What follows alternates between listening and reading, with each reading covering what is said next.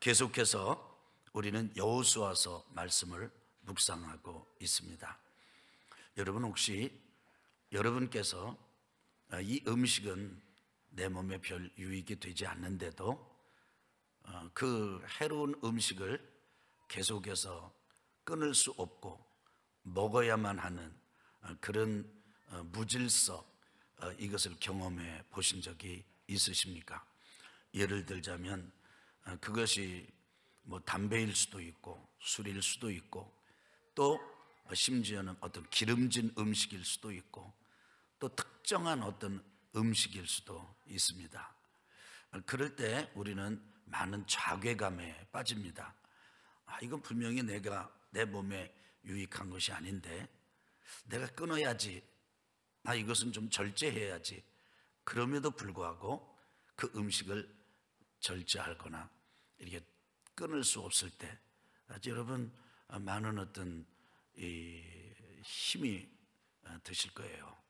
그런 경험 여러분 할 때 어떻게 그것을 극복하십니까? 습관은 어떻습니까? 습관도 이건 내가 이러면 안 되는데, 예를 들자면 좀 어떤 일에 대해서든 약간 어떻게 이렇게 비판적인 그런 습관을 갖게 된다든지 또 부정적인 습관을 갖게 된다든지 이렇게 뭘 받아들일 때 이렇게 좀 밝게 긍정적으로 적극적으로 반응하는 습관이 아니라 그 반대의 습관을 가질 때 다른 사람이 뭐라고 하기 이전에 내가 그런 습관을 가지면서 힘들거든요. 나도 좀 바꿔봐야지. 그런데 잘 바뀌어지지 않을 때 또 이렇게 좀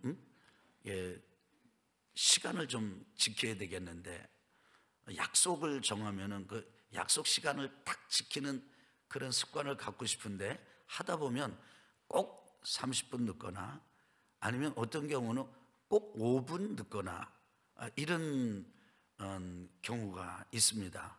누가 뭐라고 하기 전에 나도 약속 시간을 지키고 싶은데 해보면 꼭 늦어요. 어떤 사람은 미리 가서 그 시간을 지키기 위해서 애를 쓰는 사람이 있는데 마음은 가는 시간까지 나는 꼭 시간을 지키게 되겠다. 그런데 가서 보면 또 늦어요. 그래서 잘 바뀌지 않는 그런 습관, 이런 거를 여러분이 경험할 때 어떤 느낌이 드십니까? 우리 신앙생활을 하다 보면은 신앙생활 자체가 나를 변화시키고 나를 바꾸는 거예요. 근데 그게 내 마음대로 잘 안 됩니다. 그래서 하나님 앞에 기도도 하고 하나님 앞에 은혜를 구하기도 하는데 일정 기간 되는 것 같다가 또다시 원위치 될 때 여러분 어떤 느낌, 어떤 생각이 드십니까? 저는 그런 분들에게 하나님의 말씀을 묵상하기를 적극 권고를 드립니다. 저는 개인적으로 하나님을 경험하기 원했습니다. 체험하기를 원했습니다. 그래서 하나님을 믿은 이유로 내가 섬기는 이 하나님, 내가 가진 이 기독교 신앙, 성경 신앙, 이것이 정말 확실한 것인가? 변함이 없는 것인가? 내가 아주 평생을 이렇게 붙잡아도 이렇게 손색이 없는 그런 신앙인가? 이것에 대해서 구체적으로 실제적으로 경험하고 체험하기를 원했습니다. 열망했습니다. 아주 간절히 기도도 많이 했습니다. 그래서 자연스럽게 하나님의 영이신 성령에 대한 은혜를 사모하게 됐어요. 성령 충만을 갈망하고, 그런데 성령의 은사를 또 갈망하고, 병든 자를 치유하고, 그리고 마음이 삐뚤어진 사람을 마음을 바로잡고, 실제 일상생활에 이 삶의 이거를 바꾸는 삶을 정말 개조하고, 그래서 그것이 제 안에서부터 먼저 일어나게 되기를 얼마나 이렇게 간절히 추구했는지 모릅니다. 그러면서 실제로 성령을 경험하고 충만을 경험하고 은사를 경험하고, 그래서 기적을 많이 경험했습니다. 누가 봐도, 객관적으로 봐도 그 사람을 전에 알고 그 이후에 알고, 그렇다면 이거는 인간이 한 일이 아니다. 사람의 힘으로 이게 된 게 아니다. 이건 진짜 하나님의 역사다. 눈으로 볼 때도 기적이 일어난 것을 많이 경험했습니다. 그것은 우리 교회에서도 마찬가지예요. 지금 여러분과 제가 이렇게 신앙생활하고 있는 우리 이 기간 동안에도 하나님께서 참 많은 기적을 행하셨습니다. 그리고 지금도 행하고 계십니다. 그런데요, 이상하게도 제 아내는 그럼에도 불구하고 영적 허기가 지는 것을 이렇게 어떻게 바꿀 수가 없었습니다. 그 허기 진다, 영적으로 허기가 진다. 여러분, 이런 의미를 아십니까? 여러분이 밥을 먹는 것도 그렇잖아요. 음식도 내가 안 먹어서 배고파 가지고 허기 진 것, 이것도 있는데요, 내가 먹었어요. 근데 내 위장이 지금 빵빵해요. 더 안 먹어도 돼요. 더 먹는 게 내가 지금 해로워요. 그런데도 헛헛하고, 그런데도 허기가 지는 그런 경험을 해보신 적이 있으십니까? 저는 하나님 앞에 이런 영적 허기, 영적인 어떤 목마름, 그 영적 갈증, 이것이 제게 참 많았습니다. 컸습니다. 그래서 그런 걸 가지고 하나님 앞에 참, 그럴 때마다 저는 어떻게 해결하려고 했냐면, 더 크고 더 확실하고 더 분명한 이적을 경험하고 아주 영적 현상을 경험하는 것으로 그것을 극복하려고 했습니다. 참 이상해요. 그래서 하나님께 이전에 경험한 은혜가 있다면 더 큰 은혜, 이전에 경험한 이적이 있다 그러면 더 큰 이적, 기적을 구했습니다. 실제로 죽은 사람이 하나님의 은혜 가운데서 기적으로 살아나는 그런 은혜를 간절히 구한 적도 있었습니다. 근데 해결이 잘 안 돼요. 그래서 이게 뭐가, 이게 좀 문제가 있다, 이거는 이런 건 좀 아닌데, 그러면서 제 속에 어떤 생각을 하게 됐느냐면은, 그러면 우리 믿음의 선배들, 우리의 믿음의 선진들은 신앙생활을 어떻게 했을까? 그래서 성경에 등장하는 사람들, 아브라함, 그리고 요셉, 또 모세, 그 다음에 또 엘리야, 또 다니엘, 또 에스겔, 성경에 등장하는 여러 이 구약의 그 믿음의 선배들, 또 말라기, 스바냐, 학개, 이사야, 어떻게 신앙생활했는지 이게 성경에 아주 깊이 자꾸 보게 됐습니다. 예수님의 12 제자들, 베드로, 바울, 그 다음에 최초의 순교자 스데반, 또 막달라 마리아, 또 이런 사람들은 어떻게 하나님을 경험하고 하나님을 섬기는 삶을 살았을까? 그리고 더 나아가서는 이제 성경 인물 지나서 초대교회 성도들은 어떻게, 교회 역사를 보면은 교회 역사의 그 초기 역사에 아주 위대한 그 믿음의 사람들이 있거든요. 이분들은 어떻게 신앙생활을 했을까? 이렇게 제가 이렇게 궁구하다가 아주 매우 놀라운 사실을, 아주 제게는 놀라운 사실이에요. 근데 그걸 발견했습니다. 그것은 뭐냐면, 믿음의 선배들은요, 성경책 없이 신앙생활을 했다는 거예요. 지금 우리는 66권 성경 가지고 있습니다. 구약 39권, 신약 27권, 아주 또 제본도 잘 돼 있습니다. 이렇게.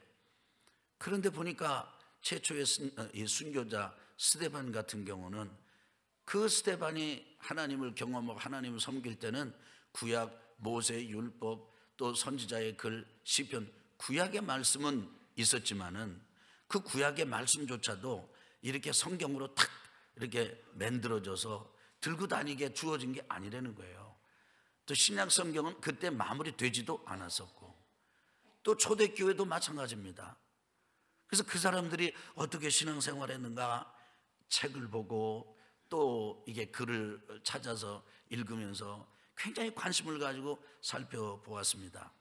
여러분, 그 사람들은 이렇게 예배드리러 모일 때 성경을 가지고 모이지 않았습니다. 왜냐하면 가지고 올 그런 성경이 없었어요.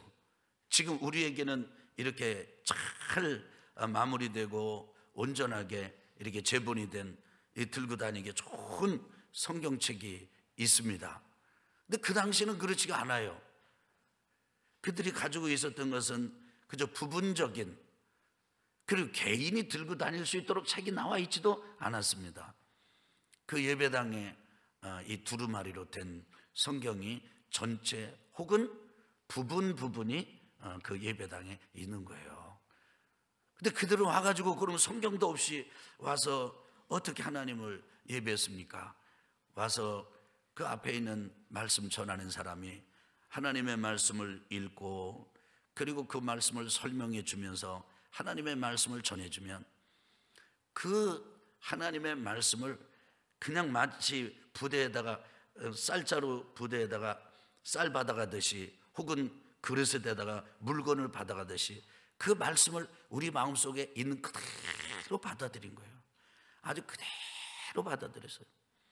그리고는 한 주간 내내 그 말씀을 가지고 이제 생각하고 또 생각하고 또 생각하고, 그래서 그것이 아주 사상이 되고 인품이 되고 성격이 되고 그러면서 하나님을 경험하고 체험하고 그렇게 한 거죠. 여러분, 우리에게는 모든 성경이, 우리가 지금 안 가져온 사람들은 스마트폰에 담아왔거나 아니면은 이게 좀 거추장스럽다 아니면 안 가져가도 여기 또 예배당 스크린에 다 말씀 띄워놓고 찬송가도 다 띄워놓고 그러는데 굳이 뭘 가져가느냐, 이래서 안 가져온 사람들은 있을지 몰라도 지금 내가 마음만 먹으면 다 성경 가지고 다니잖아요. 차에도 있고 어떤 경우에는 직장에도 있고 또 집에도 있고 또 사무실에도 있고 이러지 않습니까? 우리에게는 성경 홍수가 났어요. 내가 마음만 먹으면 볼 수가 있어. 그런데 성경 없을 때 그 한 말씀의 성경 구절 듣고 그리고는 내내 일주일간 그 말씀을 가지고 품고 지냈던 성도들보다도 오히려 더 말씀의 굶주림이, 기갈이 더 많이 들려있단 말이에요. 그래서 그분들의 그 신앙생활을 보면서 그들이 주로 많이 사용했던 말이 이런 말입니다. 따라합시다. 주님과 함께. 좀 따라해 보세요. 주님과 함께. 말씀과 함께. 그래서 여기 써놨잖아요. 주님과 함께, 말씀과 함께. 한번 해볼까요? 주님과 함께, 말씀과 함께. 그래서 그들이 주님과 함께 한다는 말은 정말 주님 앞에서 시간을 보내는 거예요. 그 다음에 말씀과 함께 한다는 말은 그렇게 귀하게 받은 말씀, 그걸 가지고 내가 지금 들고 다니면서 기록된 성경을 가지고 있을 수가 없어요. 그러니까 들은 말씀을 가지고 잃어버리지 않으려고 내내 한 주간 한 거예요. 그러니까 말씀에 기르면 안 돼. 짧은 말씀, 어떤 경우는 한 단어를 붙들고 한 주간 내내 하나님과 함께하는 시간을 가진 것입니다. 그래서 제가 그런 것을 통해서 제가 깨우치고 그렇구나, 이게 우리 믿음의 선배들은 이런 그 영적 기갈이 들었을 때, 기근이 느껴질 때 이렇게 했구나. 그래서 배우고 또 앞선 또 이런 믿음의 선배들에게 배우고 앞선 분들한테 배우면서 이제 하나님의 말씀을 이렇게 묵상하는 게 좋겠다라고 이제 말씀 묵상하는 이런 방법을 만들어서 여러분과 함께 지금 이제 나누고 있습니다. 이 하나님의 말씀을 묵상할 때 여러분 한번 저를 따라해서 해보세요. 말씀의 현장. 이 말씀의 현장은 말씀의 장면이에요. 장면. 자, 지금 우리가 예배의 현장이잖아요. 지금 여기. 그리고 예배의 장면. 그러면 우리가 예배 드릴 때 여러분이 지금 앉아 있죠. 그럼 여러분이 지금 듣습니다. 그죠? 그리고 봅니다. 그리고 여러분 지금 냄새를 맡습니다. 지금 이 분위기가 있어요. 그 다음에 어떤 이 접촉하는 게 있어요. 오면서 들어오면서 안녕하십니까? 또 만나면 악수하고 접촉하는 거예요. 그리고 와서 예물을 또 담아가지고 예물을 드리고, 여러분이 예물을 드릴 때, 헌금을 드릴 때 여러분 손으로 드리지 않습니까? 그 봉투를 그 하나님 앞에 예물을 담아 드릴 때 그 느낌, 그 손에 그 이런 경험을 하는 거예요.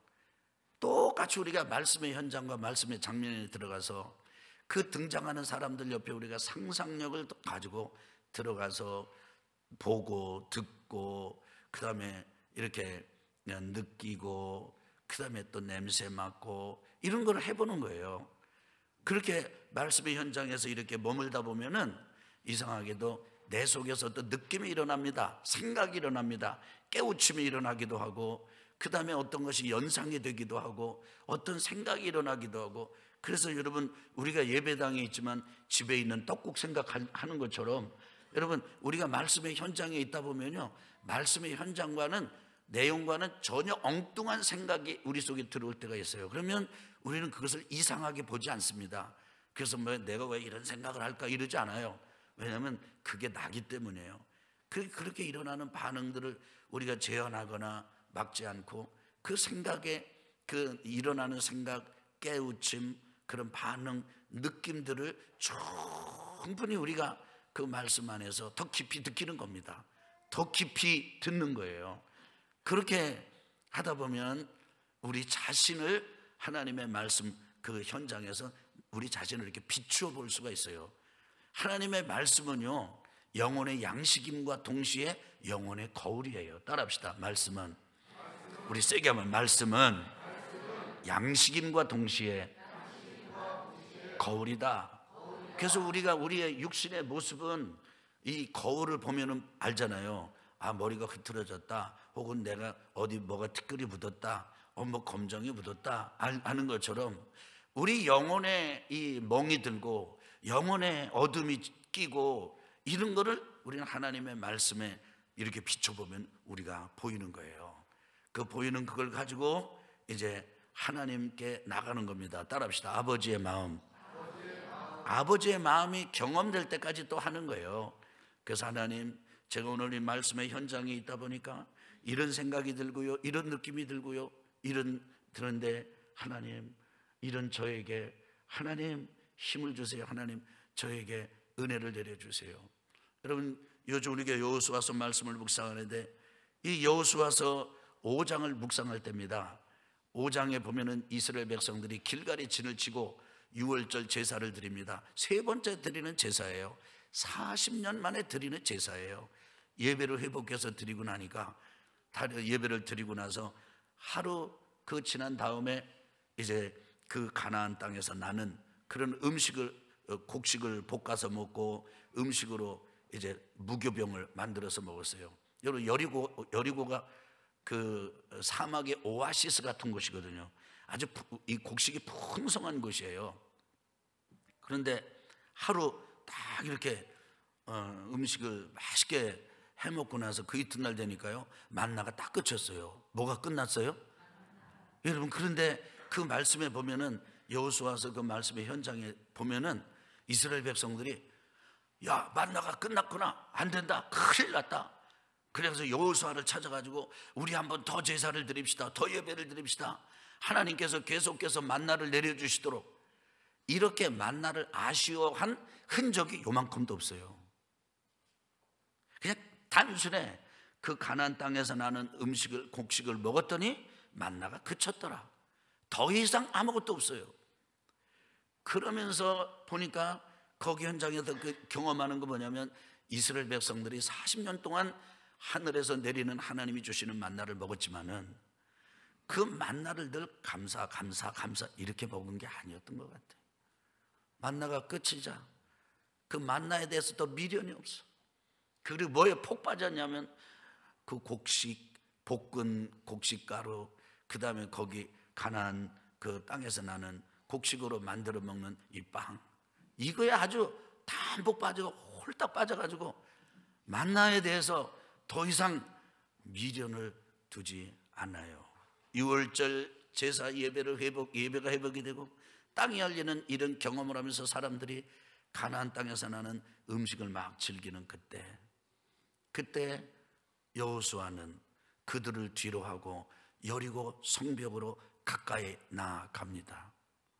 저는 그 말씀의 현장, 그 장면을 묵상할 때 여호수아의 외로움이 그냥 내게 확 느껴졌어요. 다른 거 다 많은데도 그 외로움이 너무너무 내게 깊게 각인이 됐습니다. 제게 일어난 반응은요, 나도 외로워. 그래서 그 외로움을 가지고 하나님 앞에, 하나님, 여호수아가 참 외롭네요. 근데 하나님, 저도 외롭습니다. 하나님, 저도 외롭습니다. 하나님, 이 외로움, 이것 하나님 좀 저를 붙잡아 주십시오. 근데 그때 마치 하나님께서 아버지처럼 나를 향해서 이렇게 말씀하시는 것 같은 이런 느낌이, 왜 큰 방에 난로를 피우면 그 난로에서 풍겨오는 온기가 이렇게 확 끼쳐올 때 있지 않습니까? 그렇게 끼쳐오는데, 야, 내가 있지 않니? 내가 있지 않니? 그런데 너 아냐? 나도 외롭다. 나도 외롭다. 주님은 항시 우리를 부르세요. 수고하고 무거운 짐진 자들아, 다 누구에게로 와라? 내게로 와라. 내가 너희를 뭐하게 하리라? 쉬게 하리라. 그래도 사람들은 잘 안 와. 제 인생의 짐을, 무거운 짐을 자기가 지고 가는 게 아주 의당하고 그게 의롭고 그게 옳은 것 줄 알겠지. 나는 마음이 온유하고 겸손하니 내게 와서 내 멍에를 베고 내게 배우라. 그러면 주님께서 약속하시는 게 쉼이에요. 그래서 내가 오라고 해도 사람들이 내게 오지 않는구나. 사랑하는 아들아, 여러분에게 이런 경험을 해보신 적이 있습니까? 하나님께서 여러분을 그렇게 부르시는 거예요. 딴 사람 있는데 막 찬송하는 분위기가 아니고요, 막 기도하고 막 이래가지고 받는 은혜가 아니고요, 그냥 혼자 그 말씀을 깊이 그 장면에 가다 잠겨 있는데 하나님께서 마치 따뜻한 이런 이 온기가 이렇게 훅 끼쳐오듯이, 사랑하는 아들아, 사랑하는 딸아, 이렇게 말씀하시면서, 얘야, 내가 있는데 뭘 그러니? 그런데 아들아, 나도 외롭단다. 내가 그렇게 오라고 그러는데도 사람들은 안 오더구나 할 때, 희한해요. 신기해. 그러면 거기서 의심이 확 일어나가지고, 하나님이 외로워요? 이런 게 아니고요, 깊은 어떤 연대감, 깊은 어떤 공감, 그리고 내 이 외로움이 누군가로부터 공감을 받았다. 근데 공감을 받았는데 왔다 갔다 하고 변하는, 이러는 사람이 아니라 나를 사랑하셔서 아들 예수 그리스도를 보내주시고 십자가 보혈의 피로 나의 죄를 씻으시고, 아멘 합시다. 그리고 부활의 권능으로 세상의 어둠과 사망의 권세를 이기시는, 그리고 온 우주 만물을 만드신 하나님 아버지께서 나의 마음을 공감해 주시고, 야, 남자가 외롭긴 뭐가 외로워? 당연히 장수면은 앞장서가지고 나가지고 이 전투할 준비를 해야지, 뭐 그따위 생각을 해. 이렇게 하시는 게 아니라, 야, 내가 있잖아. 그런데 아니, 나도 외롭다. 이렇게 하는 그런 어떤 공감을 경험할 때요, 희한해요. 신기해요.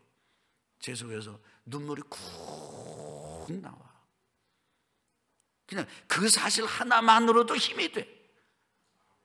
여러분, 그렇잖아요.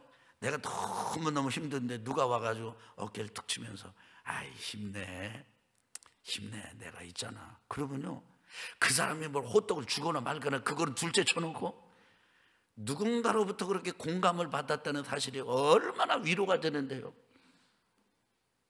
아니요, 여러분, 아니에요. 이게 있어요. 그 하나님의 말씀을 묵상하면서 이런 걸 경험할 때, 그동안의 이 허기진 영혼이, 이게 좀 헛헛한 영혼이요, 깊은 충족을 경험해요. 만족을 경험해요. 아, 그렇군요. 하나님이 내 인생의 방패시고 내 인생의 동행자시고, 아멘 합시다. 아멘 합시다. 아멘 합시다. 아, 그렇군요. 하나님이 주시는 어떤 은혜 이전에 하나님이 나에게, 하나님 자체가 은혜군요, 위로시군요, 힘이시군요, 능력이시군요. 이렇게 아버지의 마음을 경험할 때, 우리가 성령을 아주 극적으로 경험하는, 그때 누리는 은혜와 더불어서 아주 깊은 영적 해갈이 일어나는 것을 경험합니다. 그러면서 그 은혜로 주님과 동행하는 그 삶의 현장으로 나아가지요. 이런 점에서 여러분 인생이 힘들다고, 인생이 정말 메마르다고 느끼면 느낄수록 여러분 한번 해보세요. 하나님의 말씀을 묵상하는 일에 도전해 보시기를 바랍니다. 하나님을 경험하길 원하십니까? 하나님의 말씀을 묵상해 보십시오. 그래서 저는 중단 없이 지치지 않고 이 주보의 금주의 강단 설교의 요약을 쫙 이렇게 신 다음에 맨 마지막에 여러분 한번 보세요. 여호수아서 묵상 및 신구약 성경 통독 일정을 쭉 실어 놓습니다. 그래서 여호수아 말씀을 이렇게 도막도막 이렇게 나눠 가지고 그 주간에 넣고, 그 다음에 우리가 또 한 부분을 이게 묵상하는 일도 귀중한데 또 전체를 통째로 통독하는 것도 소중하거든요. 그래서 통독할 말씀까지 넣어가지고 이렇게 여러분에게 매주 안내하고 있습니다. 새벽마다 여러분에게 말씀 묵상은 이렇습니다, 이렇게 하는 것입니다, 안내하고 있습니다. 여러분 저를 보실래요? 여러분 지금 저한테 몇 년 동안 이렇게 들으신 거예요. 여러분이 2년 우리 교회 다니셨습니까? 그럼 2년 들으신 거고요. 여러분이 우리 교회 7년 다녔습니까? 그럼 7년 동안 들으신 거예요. 그런데 2년을 들었는데도 아직 말씀 묵상을 시도해 보지 않고, 그 다음에 7년을 들었는데, 그러면요 여러분 굉장히 찔긴 사람들이에요. 아주 고래 힘줄 같은 사람들이에요. 신앙생활은 그냥 왔다 갔다 하는 양반들이지, 이 말씀 듣고 한번 실천하고 따라보지 않는 분들 희한한 양반들이에요.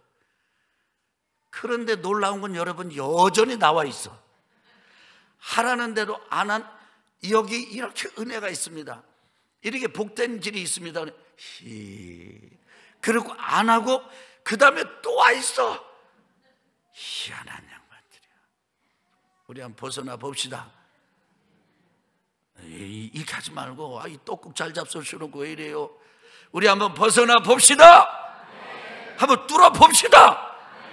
기왕 신앙생활 하는 거면은, 기왕 신앙생활 하는 거면 한번 하자는 대로 한번 해봐요. 진짜 그런 거 아닌가 한번 해봐요. 놀라워요. 그래서 저는 개인적으로 이런 하나님의 말씀 묵상을 하면서, 그렇다고 해도 지금 뭐 영적 기갈이 없고 영적 이런 어떤 헛헛함이나 뭐 이렇게 허기나 100% 사라진 건 아니에요. 여전히 있어요. 그래도 이전 같지는 않아요. 사람이 희한해요. 저는 이 하나님의 말씀을 여러분이 묵상하신다면, 여러분이 그동안 가졌던 어떤 신앙의 갈등이나 이런 것들이요 하나하나 엉긴 실타래가 풀어지듯이 여러분에게 풀려질 거예요. 아주 신령한 여러분이 은혜 가운데 들어가게 될 것입니다. 그래서 한 주간 이렇게 묵상하고 그 말씀 가운데 하나를 나누는 거예요. 오늘 말씀, 여러분 나누는 말씀의 대목이 무엇입니까? 여호수아서 6장 12절에서 20절입니다. 여호수아서 6장은요 이스라엘 백성들이 요단을 건너가지고 길갈에 진치고 유월절 제사를 드리고 난 다음에 여리고성을 정복하는 이야기예요. 그런데 하나님께서 여호수아에게, 이스라엘 백성들에게, 여호수아야 너희 백성들에게 이렇게 해라, 전쟁, 여리고 성을 정복하는 전쟁을 앞두고 지시를 드렸어요. 근데 그 지시가 진짜 이상한 지시예요. 정상적이고 상식적이고 일반적인 경우라면 우리가 어떻게 합니까? 활을 준비해라, 창을 갈아라, 칼을 갈아라. 그래서 너희들이 진법을 짜고 여기 치고 나가면 어떻게 하고 뭐 이런 거잖아요. 이렇게 하는 거지 않습니까? 여러분 어디 매복을 했다가 또 어디 열어놓고 이런 게 아니고요. 야, 너 이제부터 대를 지어가지고 열을 지어가지고 여리고성을 하루에 한 바퀴씩 돌아라. 뭐 하라고요? 여리고성을 하루에 몇 바퀴 돌으라고요? 한 바퀴씩 돌아라. 6일 동안. 그 다음에 마지막 7째 7일째가 되는 날은 7바퀴를 돌아라. 그 다음에 6일 동안 도는 동안, 그 다음에 그 7일째 7번 도는 동안에도 일절 침묵해라. 아무 소리도 내지 말았다가 침묵을 지켰다가 내가 신호를 주면은 그 신호를 따라서 함성을 냈다 질러라. 그러면 여리고성이 무너질 것이다. 아니 여러분, 사다리 타고 기어 올라간 것도 아니고 벽돌을 하나씩 떠낸 것도 아닌데, 아니 화살 한 방 쏜 게 아닌데 어떻게 6일 동안 한 바퀴씩 돌고 한 바퀴 돌고 7일째 또 7바퀴 돌고서 소리 지른다고 그게 무너집니까? 충분히 의심하고 불순종할 수 있었지요. 그런데 희한한 거는요, 여호수아가 하나님의 그 말씀을 듣고는 이스라엘 백성들한테 그대로 얘기합니다. 하나님께서 여차여차 이렇게 말씀하신다. 그러니까 이스라엘 백성들이 또 여호수아 말을 또 그대로 따라요. 선발대가 앞에 나갑니다. 그 다음에 7명의 제사장이 7 양강나팔을 불고 부읍니다. 그 다음에 언약궤를 맨 또 언약궤가 그 다음에 나갑니다. 그 다음에 또 따를 후발대가 또 따라 나갑니다. 그래서 하루 한 바퀴 돌고 6일 동안 돕니다. 그 다음에 7일째 7바퀴 돕니다. 여호수아가 신호를 주었을 때 그 사람들이 있는 소리를 다해서 함성을 지릅니다. 함성을 지르니까 놀라운 일이 일어났습니다. 여리고성이 안에서부터 밖으로 제껴지듯이 무너졌습니다. 고고학은 그때 때에 맞춰서 지진이 일어났다고 보여줍니다. 놀랍지요? 우리 일단 아멘 해봅시다. 여리고성이 무너졌어요. 그리고 여리고성을 점령했습니다. 여리고성 정복은요, 이런 점에서 이상한 전쟁이에요. 그런데 이상한 전쟁이긴 한데 놀라운 승리를 거둔 전쟁이에요. 그래서 오늘 말씀의 제목이 뭐냐면, 따라합시다. 이상한 전쟁. 세게 해봐요. 세게. 아주 맛있는 이게 떡국 잡수셨을 테니까 따라합시다. 이상한 전쟁. 놀라운 승리. 자, 한꺼번에 쫙 하면 시작. 이상한 전쟁, 놀라운 승리. 그 오늘 말씀의 제목이 이상한 전쟁, 놀라운 승리예요. 그런데 여러분, 오늘 제 얘기를 들어보시기 바랍니다. 이 여리고성이 여호수아와 이스라엘 백성들에게만 있으면 그들이 이기기만 하면 되는 거예요. 그런데 이 말씀을 묵상하고 우리가 살펴보면서 이스라엘 백성들 앞에 여리고성이 있는 것처럼 우리 각자 인생에도 여리고성이 있는 거예요. 이름은 조금 달라도, 아까 제가 처음 시작하면서 말씀을 드린 것처럼 내가 하려고 그랬는데 안 돼. 내가 그렇게 안 하려고 하는데도 습관이 안 바뀌어. 나는 그렇게 하려고 안 하는데도 안 되는 거예요. 그것이 재정의 문제일 수도 있고 건강의 문제일 수도 있고, 그 다음에 여러분 다양합니다. 우리 각자에게 여리고 성벽이 있는 거예요. 여리고 성이 있는 거예요. 이스라엘 백성들 앞에 여리고 성이 무너진 것처럼 우리 인생길에도 우리가 직면한 여리고 성이 무너지게 되기를 예수님의 이름으로 축원합니다. 축원합니다. 그래서 우리가 한번 오늘 우리 인생의 여리고 성을 무너뜨리기 위해서 여호수아에게서 배우는 거예요. 하나님께서 여호수아를 통해서 여호수아가 이스라엘 백성들과 함께 여리고성을 무너뜨린 이 사건을 통해서 3가지 우리가 지혜를 배웁니다. 권능을 배우고 능력을 배운다. 첫째는 인생의 주도권을 하나님께 드릴 때 여리고성이 무너진다. 어느새 여리고성이 무너지느냐? 하나님께 운전대를 내드리는. 우리가 20년 살았으면 우리 인생의 운전대를 우리가 잡았습니다. 40년 산 만큼 50년, 60년, 70년 내가 산 만큼 잡았어요. 그러니까 내가 하려고 했어요. 내가 공부했고 내가 배웠고 내가 익혔고, 그래서 책을 또 스승 주변에 또 이런 걸 통해서 내 나름대로 시세를 알아보고 이래가지고 열심히 했는데 안 됐어요. 그럼 이때는 다시 한번 이제는 내 인생의 주도권을 내가 내려놓고 내가 운전석에서 조수석으로 빨리 올라앉아서, 하나님, 제가 이제 조수석에 앉아 있겠습니다. 하나님, 제 인생의 운전대를 잡아 주시옵소서. 이렇게 되기를 예수 그리스도 이름으로 축원합니다. 축원합니다. 이럴 때 우리는 우리 인생의 여리고 성벽이 우리 앞에서 무너지는 거예요. 전쟁은 우리의 힘으로 하는 것이 아니라 하나님께서 해주시는 것이기 때문이에요. 두 번째로는 이미 말씀을 드렸으면은 여러분, 우리가 인생의 주도권을 하나님께 내어드릴 뿐 아니라 하나님께서 하시는 말씀을 따라서 그대로 땅을 밟아보는 거예요. 쉽게 얘기하면 하나님이 말씀하신 대로 한번 해보는 거예요. 이스라엘 백성들에게 하나님께서 요청한 게 뭡니까?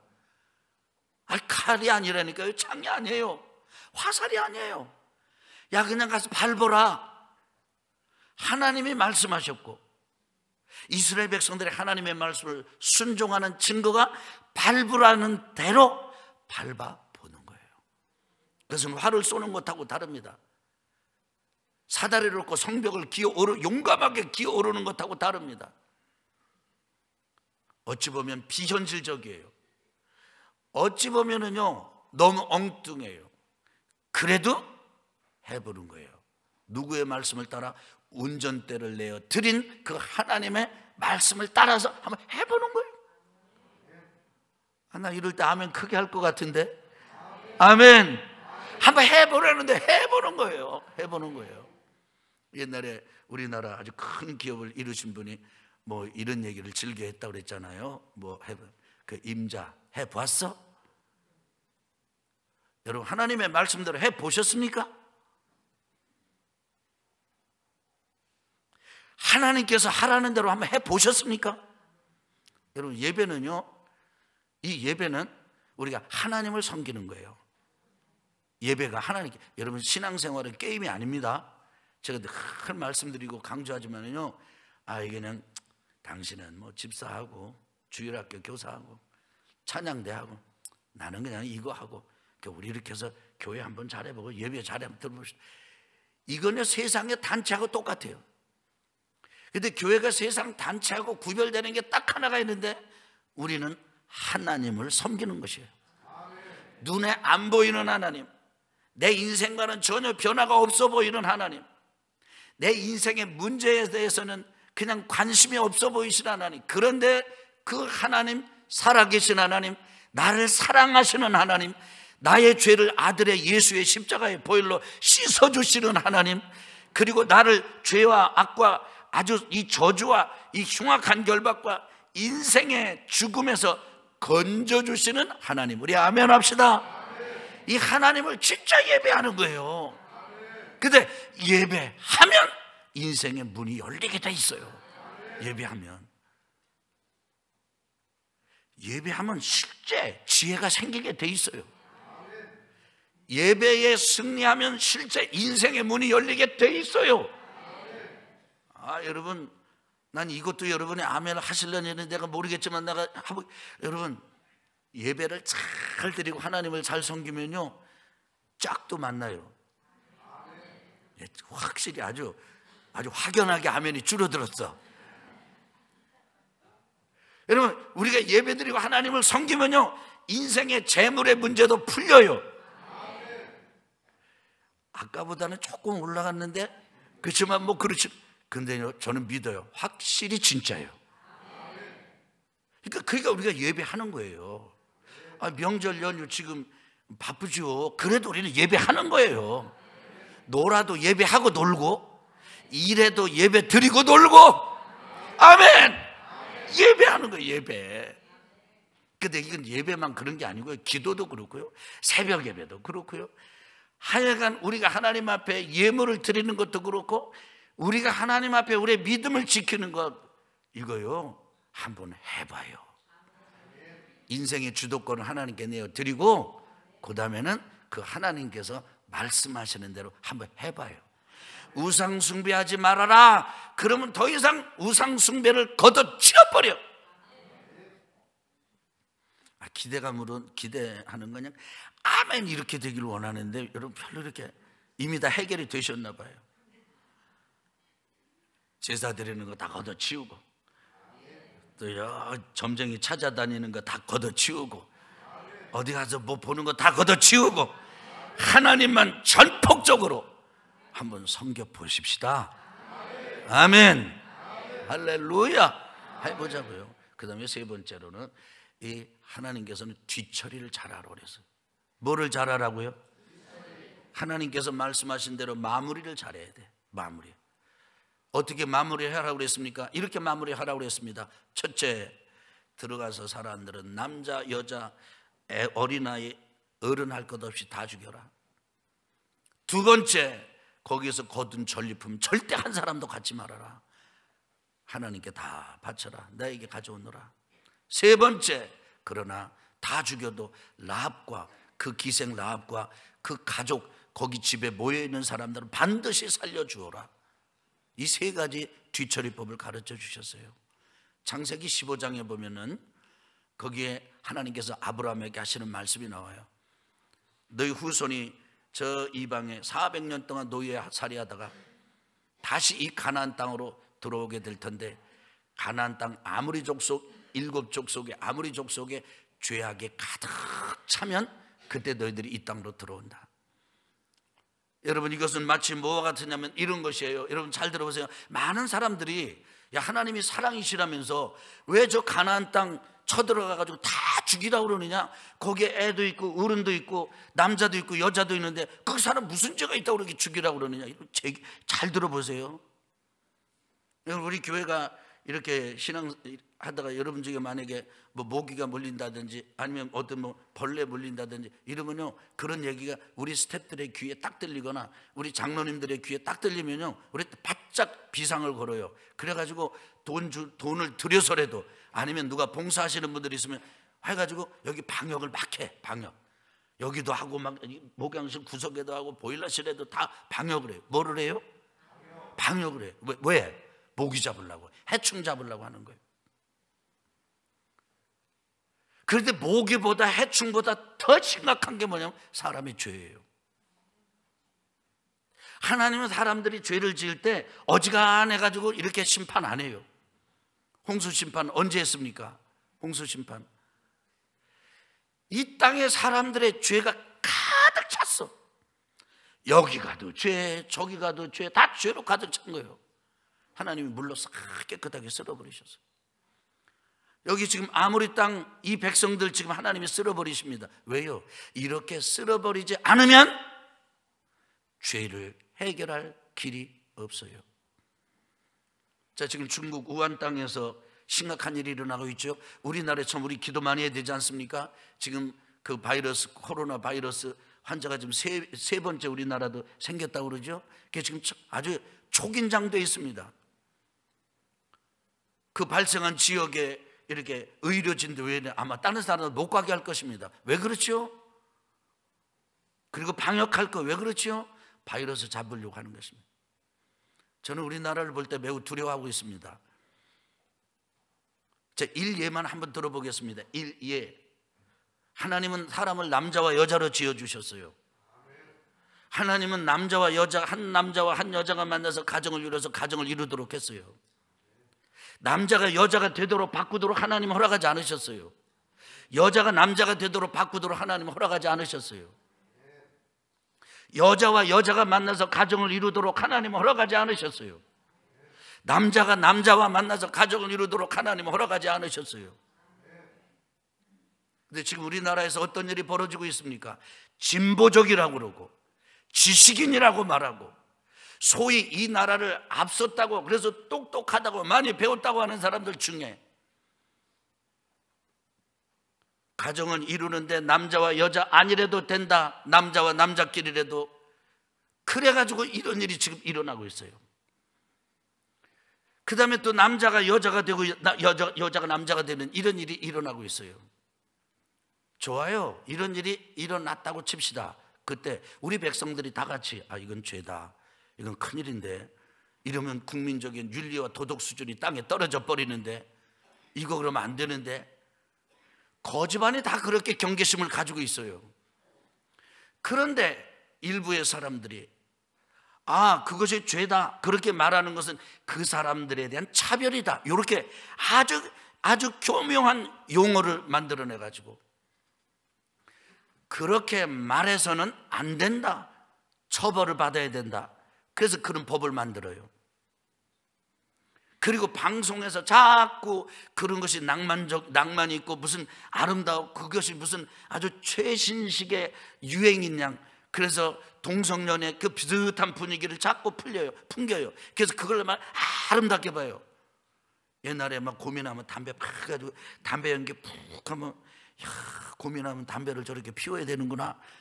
이게 옛날에 그 방송에서 그렇게 했잖아요. 근데 지금 그거 이제 없앴지 않습니까? 근데 지금은 이런 악에 대해서 지금 그런 일들이 벌어나고 있어요. 우리나라에서 이제 점점 감각이 무뎌집니다. 사람들이 아주 이상해집니다. 그럼 나중에 하나님이 어떻게 하세요? 야, 이거 쓸어버리는 길밖에는, 이 죄를 없애는 길이 없구나. 하나님은 죄는 절대 용납하지 않으세요. 어느 정도 용납하지 않으시냐? 잘 들어보세요. 아, 감사해요. 주무시던 분이 눈을 2분 뜨셨어 지금. 잘 들어봐요. 잘 들어보세요. 어느 정도 하나님의 죄를 용납하지 않으시느냐? 자기 아들, 하나밖에 없는 아들 예수를 죽일 만큼 죄를 용납하지 않으세요. 우리 아멘 합시다. 그래서 역사적으로 보면 이렇게 봐요. 사람의 죄가 가능할, 아주 세상에 가득 찰 때 홍수 심판 일어났고, 그래서 어떤 재해가 일어나요. 재해가, 아니면 전쟁이 일어납니다. 여러분, 우리 정신 바짝 차리고 우리 인생의 여리고성을 무너뜨리기 위해서 하나님이 명령하신 대로 마무리도 뒤처리도 깨끗하게 하는 성도들 되시기를 예수 그리스도 이름으로 축원합니다. 이기고 지는 전쟁이 있고요, 저도 이기는 전쟁이 있어요. 그건 뭐예요? 하나님의 말씀을 끝까지 따라서 뒤처리를 하는 거예요, 마무리를. 그런데 이것은 주인을 바꾸는 길 외에는 방법이 없습니다. 그래서 주도권을 하나님께 내어드리자는 거예요. 여러분, 이번 한 주간은 우리 인생의 주인을 바꿔봅시다. 내 머리로 살고 내 사상으로 살고 세상 사상으로, 세상 인간적인 이런 것으로 사는 것 깨끗하게 내려놓고, 하나님 저희 아버지시고 예수님 주님이십니다. 하나님이 내 인생의 주인이십니다. 저는 이제 그렇게 살아보겠습니다. 이런 결단으로 승리하시기를 예수 그리스도 이름으로 축원합니다. 축원합니다.